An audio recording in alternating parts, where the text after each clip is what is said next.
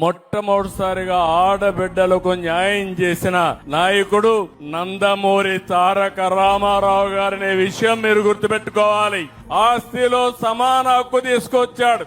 అంత మునుపు తల్లిగా మీరు కూడా ఆడబిడ్డకు ఆస్తి ఇవ్వకుండా మగబిడ్డకే ఇస్తే ఎంతమంది పిల్లలుంటే అందరికీ సమాన హక్కు ఇవ్వాలని ఆస్తిలో సమాన హక్కు ఇచ్చిన ఏకైక నాయకుడు నందమూరి తారక రామారావు గారు. అప్పుడు మిమ్మల్ని చదివించాలంటే తల్లిదండ్రులు ఆలోచించేవాళ్ళు, చదివిస్తే ఏమి లాభం, ఒక ఐఏఎస్ ఇట్లా పెట్టి పెళ్లి చేసి పంపిస్తే వెళ్లిపోతారని మహిళా విశ్వవిద్యాలయం తీసుకొచ్చాడు.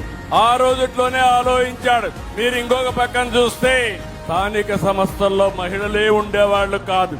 ఆ రోజు ఎన్టీ రామారావు గారు ఆలోచించి స్థానిక సంస్థల్లో 8% రిజర్వేషన్లు పెట్టాడు. తర్వాత ఇప్పుడు 50% వచ్చాయి. నరేంద్ర మోడీ గారి ఆధ్వర్యంలో మహిళలకు రాబోయే రోజుల్లో చట్టసభల్లో 33% రిజర్వేషన్లు వస్తున్నాయి. మీరు కూడా సిద్ధంగా ఉండండి. ఎమ్మెల్యే కావాలంటే ఎవరైతే ఉత్సాహంగా పనిచేయగలుగుతారో వీరికి మంచి అవకాశం అని చెప్పి కూడా నేను మీకు తెలియజేస్తున్నా.